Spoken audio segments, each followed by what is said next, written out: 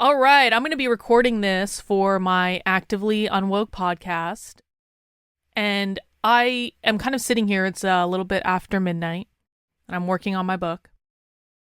And I had a realization as I was writing the book. For the last couple days, I've really been kind of, I guess, I've been black pilled for a long time, so I won't say I'm black pilled. I was kind of, I suppose, incredulous at why it seems that conservatives just don't give a flying F about what is actually going on the left.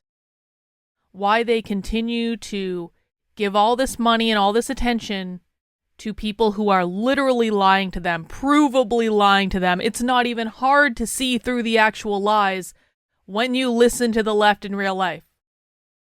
But none of these people actually do that.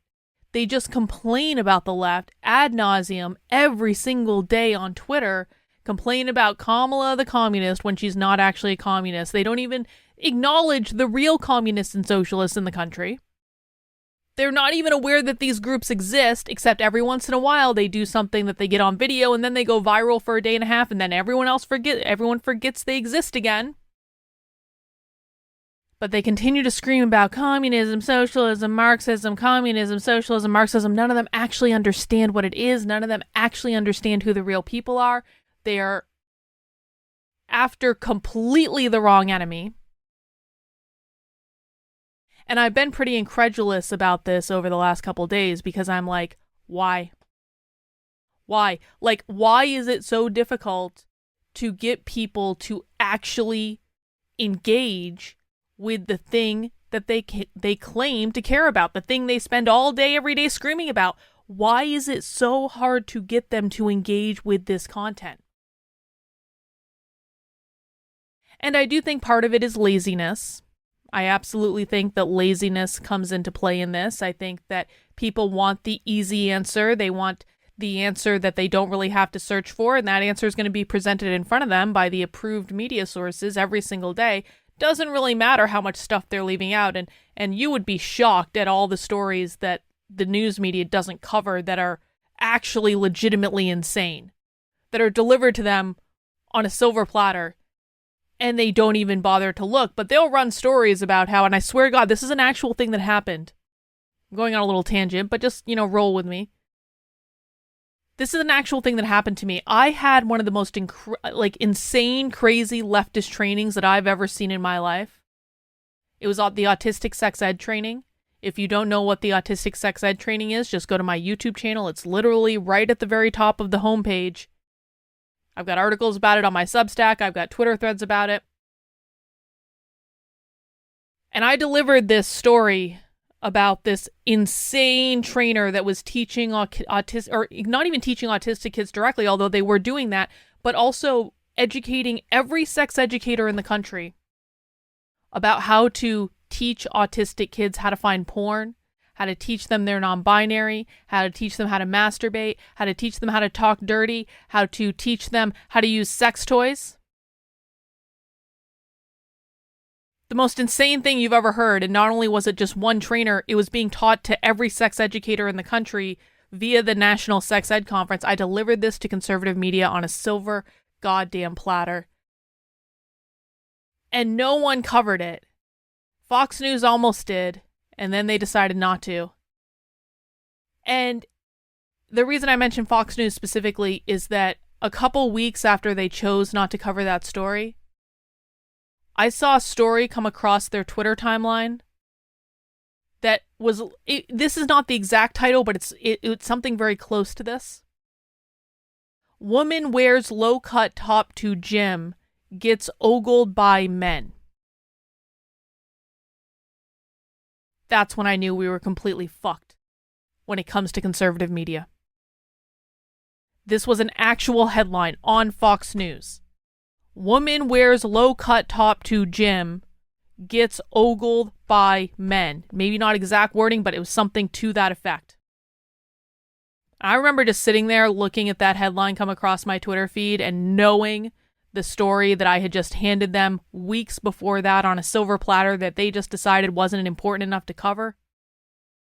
And I was like, we are so fucked. We're so fucked.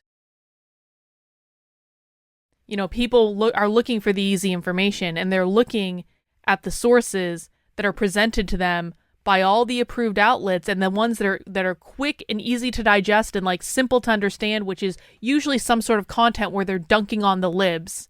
It doesn't actually accomplish anything. Maybe it's not even happening in the real world, to be honest. Like, a lot of the stuff on libs of TikTok, a lot of the stuff on TikTok in general, I don't know if people know this, a lot of that's actually fake.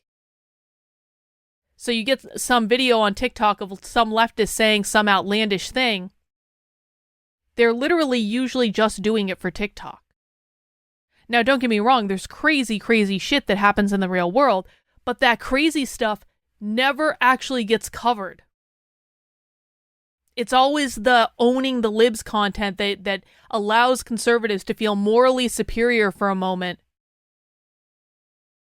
before running off to their next piece of, you know, clickbait outrage porn that someone's collected for them.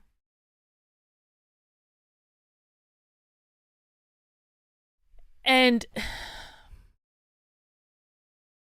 you know, it's difficult to break through that, if I'm honest about it. And can I really even say that that means conservatives are lazy? I suppose I could, because they can always go and find, you know, primary source evidence, just like I did. I didn't always know how to do this, right? But, I mean, the people that they are paying to tell them the truth are literally lying to them. But here's the issue. Here's the big issue. Because I go through audience members all the time. There are any number of reasons that someone will tell you they don't like me. They'll say, well, she's mentally ill.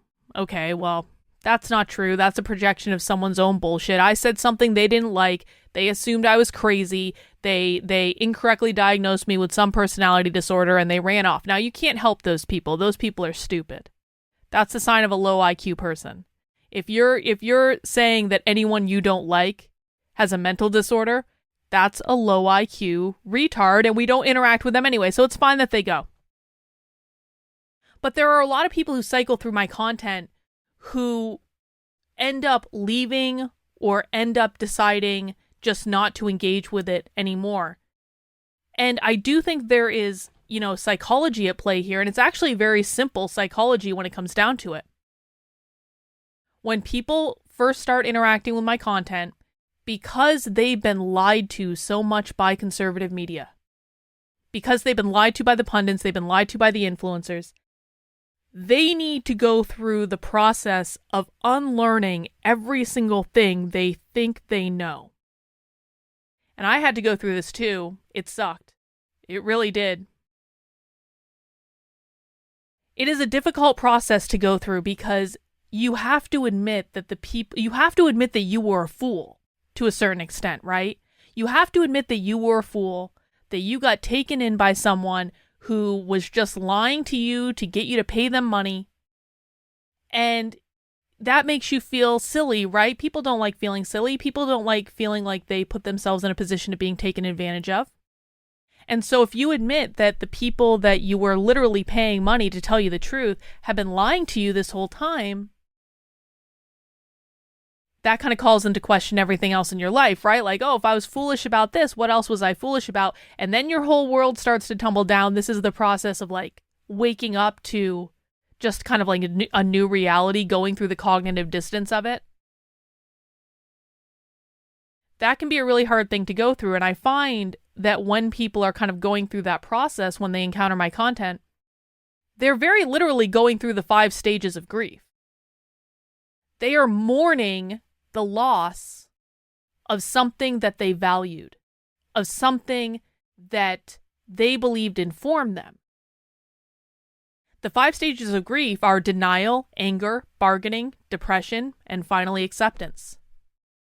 I've seen this process play out over and over again when people start watching socialists in the real world.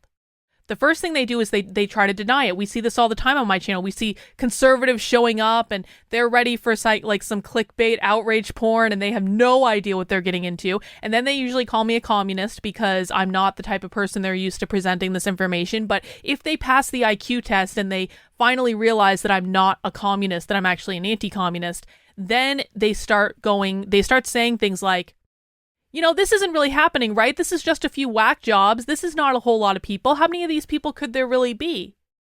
Like, that video you're watching, it only has 60 views. That must mean that video doesn't really matter in the real world. Like, this can't be happening.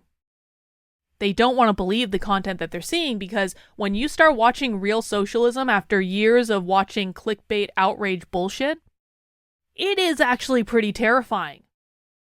Because you start to see that this isn't just some game, this isn't just some reality show. They're actually doing this in real life. Like, this is real. You're going to see things that you never see on any conservative media. It's so much scarier than you think it is. And you're going to go, holy shit! Like, this can't really be happening. This can't be real. And then you go through the process of like, what are all the ways that I can poke holes in this information so that I can give in to this desire to convince myself that this is not actually real? Next, they get angry. Because once you kind of like work your way through all your mental objections and you're kind of like, okay, so this is real, like this is actually happening, okay. Why the fuck wasn't I told about it in the first place? Why the fuck haven't people been talking about this? There's like a lot of people that interact with my content go through this process of getting really, really angry. And I understand that, man. When I red pilled on the left, I got really angry at the left. I basically like stumped for Trump in 2020 because I was so pissed off at the left. I was like, I don't even care. I don't even care. Now, I wasn't in love with Trump, but Trump ultimately did end up earning my vote with some stuff he did about critical race theory early on that ended up not mattering at all, but it earned my vote back then. So I was like kind of on board, but like it was really just a middle finger to the left because I was so pissed off. I could say the same things of conservatives, right? Like they pulled the rug out from under me too, and I got really pissed off at them for that. And actually, that's who I'm mostly pissed off about in terms of misinforming people what is going on. Maybe I'm still even in the anger stage myself, because I am genuinely angry at the amount of people who have been lied to by these ridiculous influencers that don't understand the left at all, that don't watch the left, that don't interact with the left, that don't bother to do the bare minimum of research. They're just creating content just to create content, to get it out there as quickly as possible so they can make as much money as possible. And the more outlandish the content they create, the more money they make. Even if that content isn't hinged into reality, that doesn't really matter. Millions and millions and millions of people have been misinformed about what is going on. It's not as though everything they're being told is a lie, but they're being told enough false information that it's really confusing for them to try to figure out what the truth is and what a lie is. They're also just not being told a significant amount of information. So it's not even just that they're being lied to, it's lying through omission. It's deliberate decisions on the part of conservative influencers and pundits and journalists and media outlets to say, I want my audience to see this, I don't want my audience to see that. And of course, this stuff is coordinated. There are absolutely organizations and individuals that make sure that they're talking to each other. It may not be an official thing, but they communicate. They know what's going on. They know what's acceptable. They know what's not acceptable. So you've got millions and millions of people that are misinformed. And when they start to wake up to the fact that they're misinformed, they get pissed off, and I don't blame them. And that's a process of really making sure you're allowing yourself to be angry, because, you know, if we think that what has been done to kids in K through 12 schools is atrocious, and I do think that's atrocious, imagine misinforming millions of people on your own side that you're supposed to be in the same fight with, that you're supposed to have the same enemy as. And instead of actually coordinating together and working together to defeat that enemy, you spend all your time infighting and smearing and lying and obfuscating and fucking around with your own side, while the enemy just racks up win after win after win after win after win.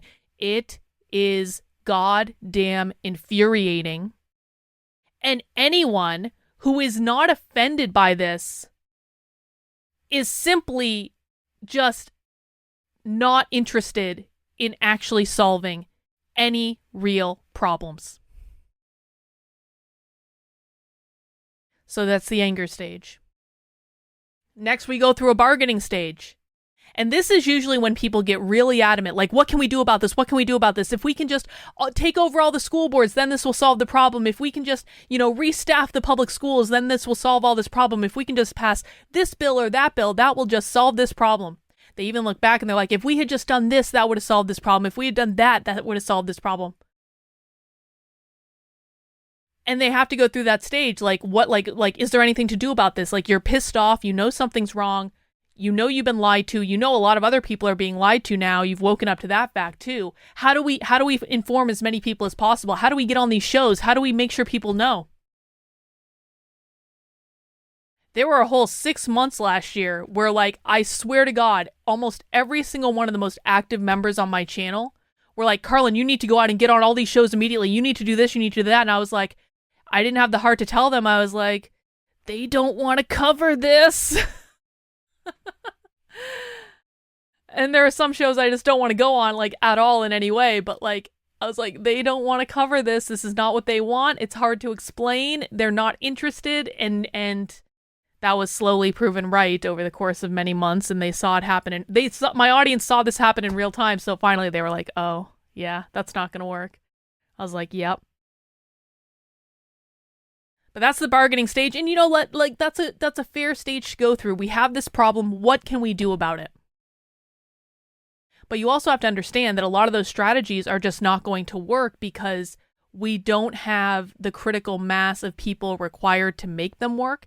And there are just some things that are like, so for the school board example, can we just take over every single school board in America? Okay, well, let's say you achieve that task, then consider this. There are only 2 states in America in which the school board has say over the curriculum in the schools. So you take over all the school boards in 48 out of the 50 states, that still does not give you control over the curriculum that is taught in schools. So then you start to realize, well, it kind of seems like we're pretty fucked. And then people get depressed. And that's when they start to check out. That's when they start to really make excuses. I tend to, get a lot of people who will take long breaks from my content. And it always kind of annoys me because I'm like, I don't get to take a break. Why are you guys taking a break? I don't get to take a break. But I also do understand it in that it's a lot and it's very heavy. And sometimes when you're confronted with this absolute reality that we are totally and completely fucked, that you just don't want to deal with that. And so you check out, you go do something else, fun. But a lot of people usually end up coming back. Not everyone comes back, but a lot of people do. And when they come back, they have gotten into that final stage, which is acceptance that we are completely and totally fucked. And it is actually really important for people to get to that stage. It is important for people to get to that stage because, there's a peace that comes over you when you're at that stage, when you're like, there's just nothing we can do to stop any of this because the country does not have the collective will to stop it. It's not anything that we can do. It's not anything that we can say. The country does not have the collective will to stop it. Okay. Well, what do you do with that? What do you do with the knowledge? And again, I really do believe this. I'm not, maybe you disagree with me. That's fine. But I really do believe that we are going to be in the Marxist utopia. There's going to be some sort of violent overthrow of the government in like 15 years. And I think 15 years may be generous, if I'm honest about it. It could happen sooner. There would have to be some sort of like spark of a revolutionary event. There would have to be something big that would happen, but it could happen sooner. I don't think it'll take much longer than that because what's happening right now on the left is They basically are positioning their pieces on the chessboard. And they've been doing this for decades and decades and decades. This is not a new endeavor. They're positioning their pieces on the chessboard. They're right now doing basically a full-throated attack on capitalism. Now, by capitalism, I explicitly mean private property ownership. That's how they define it. That means your ability to own a home, your ability to own land, your ability to own an apartment rental that you rent out as a landlord, your ability to own intellectual property, your ability to own a private business, no matter how big or small that business is. Private property is also defined as parental rights over your kids, so they're trying to take those away. It's also defined as your individual liberties, your freedom of speech, freedom of religion. All of those things are things that I have leftists on videos saying. And so those, when they say they want to abolish capitalism, that is what they're talking about. They're not talking about crony capitalism. They're not talking about corrupt capitalism. They're very literally talking about the norms that uphold our society. And you can see this happening right in front of you right now. There are attacks on parental rights all the time. There are entire states that have made it illegal for teachers to tell parents what names and pronouns their children are using at school. It's illegal to do that. They have made it illegal to teach that there are only two genders. They are doing these attacks through gender ideology in school all the time. They're trying to, they're the ones that write the squatters' rights bills. That all comes from the left because they hate landlords. They don't want people to own private property. They actually want to take, if you own a second home, the left wants to take your second home away from you that you bought, that you paid for, that you paid the taxes on, and they want to use that to house homeless people. And they're actively trying to pursue this in cities around the country right now. They make attacks on small businesses all the time. What do you think the burning down of the small businesses is? In the BLM riots, they targeted so many small businesses, many of which were black owned because they really don't like black people owning businesses because they believe all black people should be socialists because they are oppressed and therefore they must be leftist. But they do not like it when black people break out of that and start businesses and become successful. That's why they call Larry Elder the black face of white supremacy. That's why they talk about multiracial whiteness in the Washington Post and on NPR. That's why they consider Kanye West to be a white supremacist. It's not because of the Nazi shit. It's because he is an entrepreneur and he is very wealthy. That's why. So they want to get rid of all of that. I mean, the list goes on and on and on. And so they're right now doing a full-throated attack on capitalism based on their specific definition of it. And what they've basically done is they have destabilized all these different norms in our society. And the destabilization of those norms is causing people a lot of problems. It's causing people a lot of pain, right? This is what like protesting in the street is designed to do. This is what, all the crazy things that the left does is designed to do. Is essentially meant to destabilize things with the specific purpose of causing people pain. The chaos in society is not a bug. It is a feature. Because when they cause chaos in society, they then go and they say, do you know what's to blame for this? Capitalism. Capitalism causes all these problems. Capitalism causes climate change. Capitalism causes racism. Capitalism causes transphobia, whatever. Capitalism causes inflation. Capitalism causes, healthcare costs to be crazy. Literally every single problem, they can work their way back to capitalism in some way. And they're using this to try to convince people that basically we need a new system that's not capitalism. There are communist parties in the United States, literal communist parties, that they're seeing their membership skyrocket. They're out there recruiting on college campuses every single day. You can actually find people post their stickers on Twitter. You can see like there are these stickers where it's Karl Marx pointing at you and it says, "Are you a communist?" and it's got a QR code. That is the recruiting method for the Revolutionary Communist Party of America. They've tripled in size in the last year. They're also recruiting in the unions. The unions are all socialist. And they're kind of like, they're socialist combined with the mafia a little bit, but like they're mostly socialist. So they're getting into the businesses. They've taken over the unions. They're recruiting on college campuses. And they're convincing all these people, many of whom are working class people, by the way, they're struggling, because it's hard right now. They're convincing all these people that all their problems are because of capitalism. Now, whether or not that's true is not what is important here.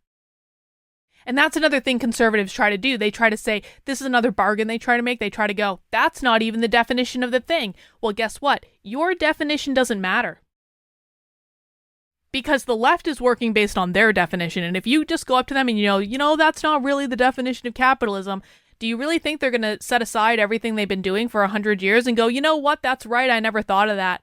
I've never had a conservative tell me that that real communism has never been tried. They've never heard that before. They've never heard conservatives say, hey, you got an iPhone, you're participating in capitalism, that must make you a hypocrite. They've never heard them say this before. And it's like, you really think that that's going to change their mind? They literally hear this every single day. So that's another bargain conservatives try to make. They're like, they can't win because they aren't using my definition. Well, yeah, try telling them that. So it's quite a process to go from believing the bullshit that conservative pundits and influencers are telling you about the left and actually hinging back into reality with what's really going on. And as people go through this, and it does take months for people to go through this, some of them drop out and they just don't want to engage with reality anymore. They'd rather go back to this fantasy land that basically resembles reality TV that's being served to them by all the typical people. And some make it through to the end, and I think the people that make it through to the end, there is something kind of like special about the people who really, stick around to hinge into what's going on. And I wish I understood how to get more people through the process, but that's something that I'm struggling with right now. I wish I understood, because I lose so many people watching my content. They'll make excuses. They'll say, oh, Carlin's so mean, like whatever. But I mean, come on. Like you are not a serious person if you believe that I'm meaner than the left is going to be when they inevitably win. That's just like not a serious conversation. And so you have to think like, and I do actually believe this, and I've had people come and tell me this later, like they're kind of making an excuse for why they don't want to engage with it, and me being mean is just the easiest excuse they can make.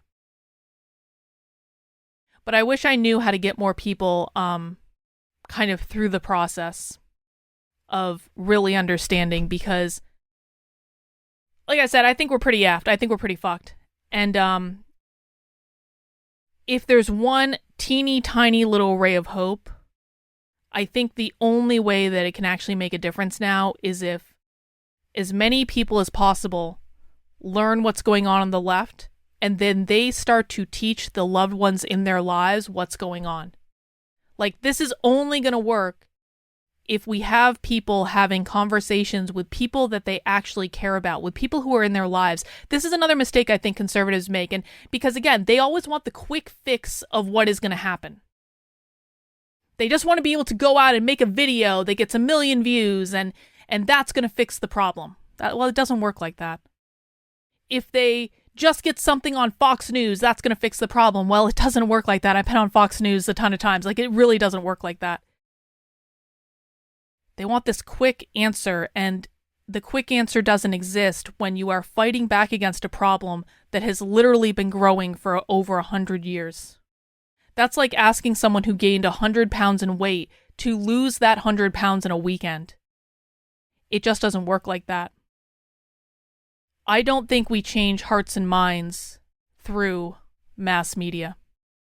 I think the United States is too tribalized for that. No one is really well, I shouldn't say no one. Very few people are interacting with content that is outside of their echo chamber.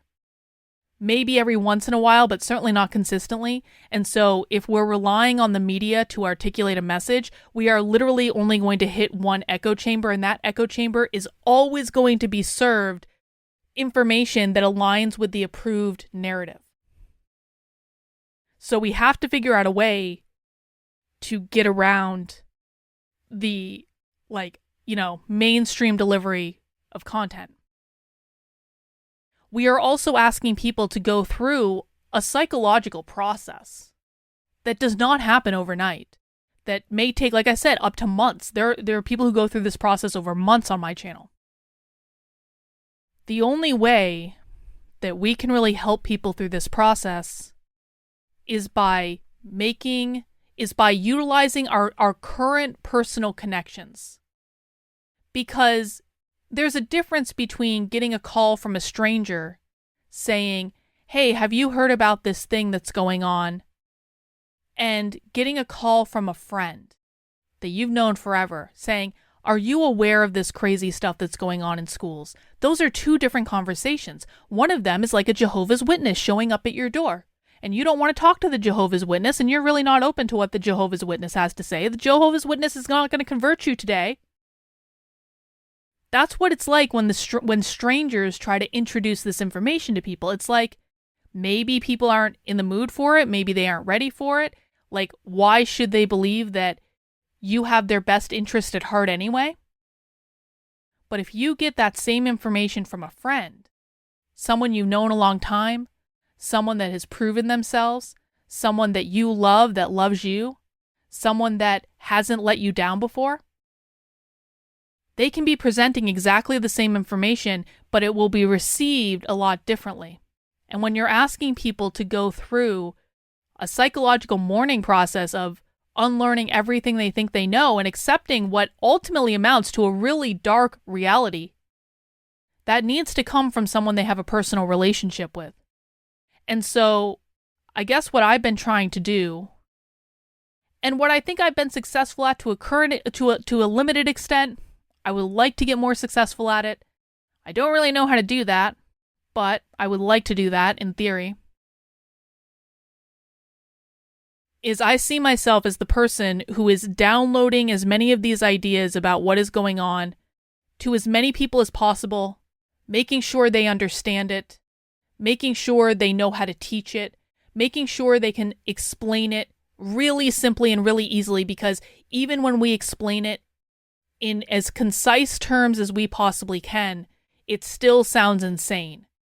And so we have to be able to make sure we're explaining it in plain English very quickly in ways people can understand, because they're going to start to freak out pretty quick. And we know this. We've actually, like, I've heard stories about people teaching my content to other people, and it's like, it's an overwhelming oh shit moment when it happens.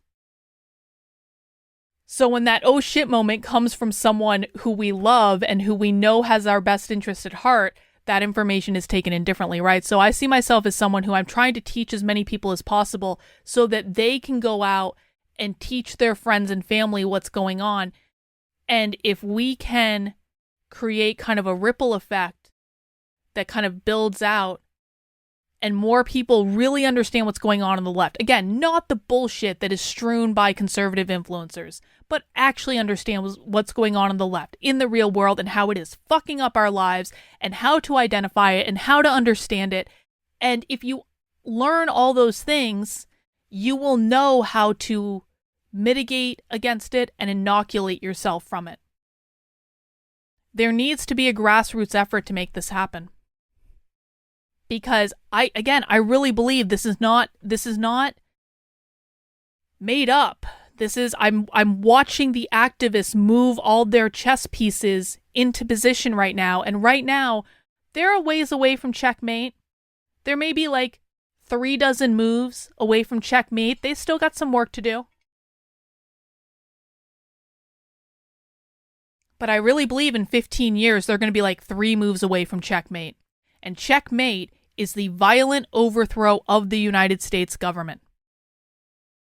They already have tons of people working in the federal government that are in these jobs they can't be fired from. And they're just sitting in those jobs. And they're just kind of waiting. They already have a bunch of people in the military that are just in the military, just kind of chilling. We know this because that guy that set himself on fire, Aaron Bushnell, anyone remember him? I know we live in such a crazy world that a guy sets himself on fire and everyone forgets about it like 3 days later, but that did actually happen. That guy was a socialist. He set himself on fire because he was a socialist. He was using socialist language. He was a far leftist. He was in the military. There have been things that have come out at West Point that there's this one, it's kind of like a famous photo. It's a West Point cadet, and underneath their uniform at graduation, they're wearing a hammer and sickle t-shirt, And on the inside of their hat, it was written, "Communism will win." This shit has been taught in the military academies for a long time. So they've got a bunch of people in the military, and they're going to have more. They own the public schools. That means they own the next generation. We're now seeing the first graduating classes in high school and college of kids that have been fully indoctrinated into this ideology since they were 5 years old, because the schools, the public schools, were basically fully captured everywhere across the country, red and blue states, around 2008, 2009, 2010. So the kids that were going to school, that were starting school in that time period, when the public schools were basically fully captured, are now graduating from high school and college. And they're not getting all of them, and there is a little bright shining hope of young white men who are they're kind of like inoculating themselves against this to a little extent, maybe not fully, but they're definitely not bought into the ideology. I mean, I suppose there's some hope there, but they're still getting huge percentages of these students. And the challenge is, this is not something they're going to grow out of now, because this is something that was delivered to their brain through the public schools before they were 8 years old. 8 years old is the magic number. 8 years old is when, prior to turning 8, any information that's presented to us because of how the brain develops is basically cemented into our psyche for the rest of our lives. And it's not to say you can't unteach someone out of this stuff, but it's really, really difficult. It's really difficult to change those things. So if they're teaching kids that the gender binary doesn't exist in kindergarten, first grade, second grade, which they are teaching that through social emotional learning, which is mandated in every federally funded school in this country. If kids are learning the gender binary isn't real before they're 8 years old, that is a belief that they're going to carry through the rest of their lives. That means that they believe that men and women are a social construct that are not biologically hinged into reality. And if it's a social construct, that means it doesn't really exist. The binary doesn't exist. The binary is not real. That means everyone is non-binary. That means everyone is gender fluid, gender queer. This is why we have these huge populations in school that don't believe they're a boy or a girl. There are schools with upwards of 40% of students, 40, believing that they're not a boy or a girl. Some of them will grow out of it, sure, but you only need something like 12% of the population in order to elicit a revolution. So they've got a ways to go, but checkmate is in their sight. And I don't know any other way to fix this problem in the time that I think we have, other than to create some sort of grassroots movement where as many people are teaching other people as possible.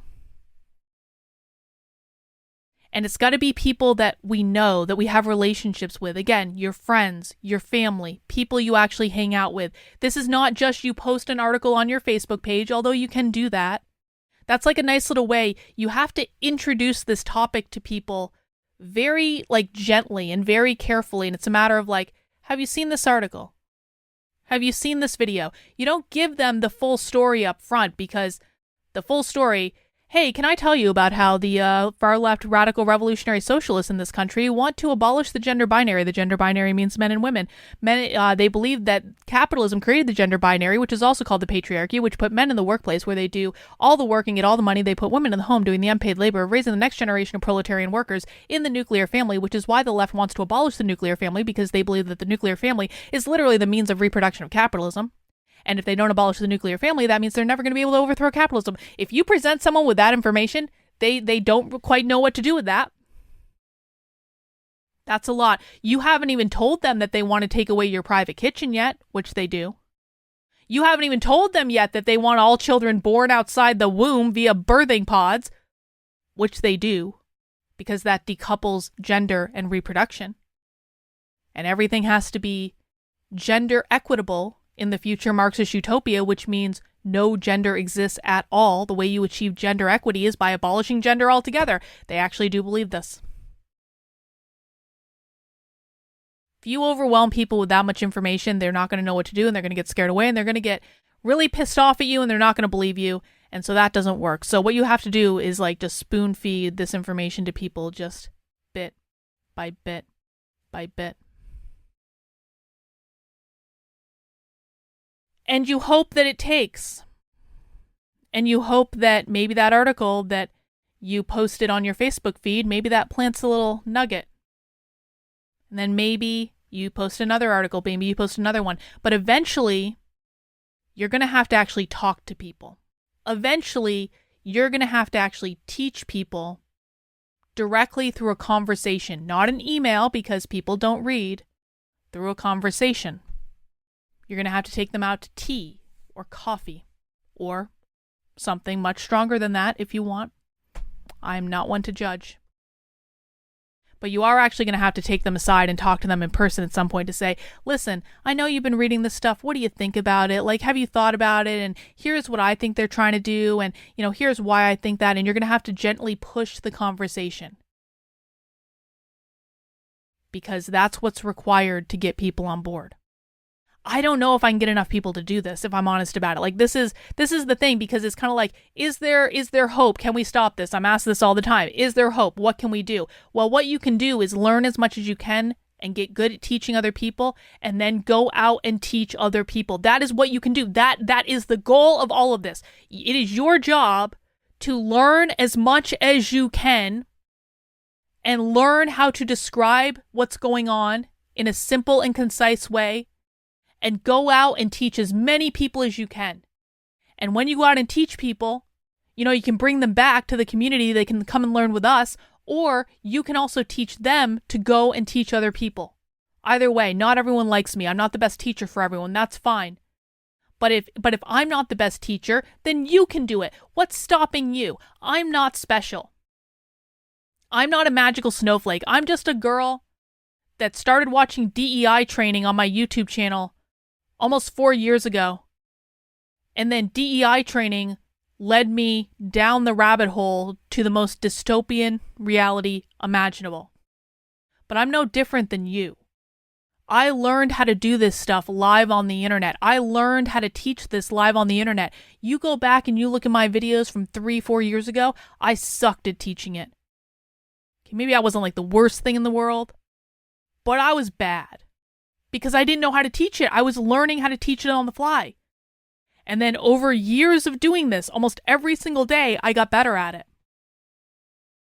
There's no reason you can't do the same thing. There's no reason you can't learn how to do this.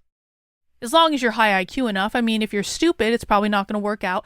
But as long as you pass the IQ test, that's what's required, guys. This is what is required. We don't have time to overthrow things from a top-down perspective. We don't have time to infiltrate all the institutions because they're already captured. The only hope we have is if we step up and teach our friends and family and loved ones what is going on and bring them along with us. Because just like it took many of you who have been watching my content for a while now, months to get through this process, it's going to take them months to get through the process as well. And it'll be easier to get them through the process if they have people they love guiding their way. I'm doing the best I can to guide all of you, to give you the resources, to give you the tools, to give you the explanations, to give you the articles to share, to give you the videos to share, to provide a learning ground. Okay, I know I'm not everyone's cup of tea, but I'm still doing the best I can here to make this up as I go along, because no one has ever done anything like this before that I know of on this topic. If you know of someone who has, tell me who they are. I really mean that. because I kind of want to talk to that person if that person actually exists. I would be over the moon if other people were actually doing this.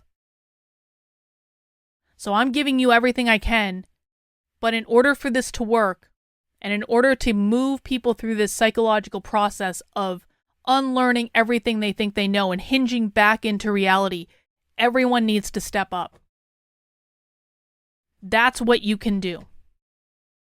Learn as much as you can, learn how to teach it, and go out and teach other people what is going on. That is what you do. That is the only assignment you have.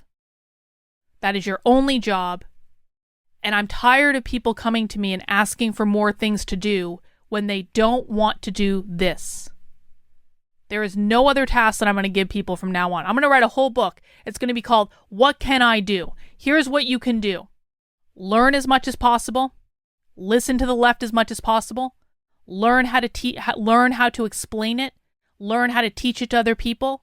And then go out and actually teach it. That's what you can do. Well, I don't want to do that. Well, tough cookies. Because sometimes you have to do things you don't want to do if you actually care about the goal.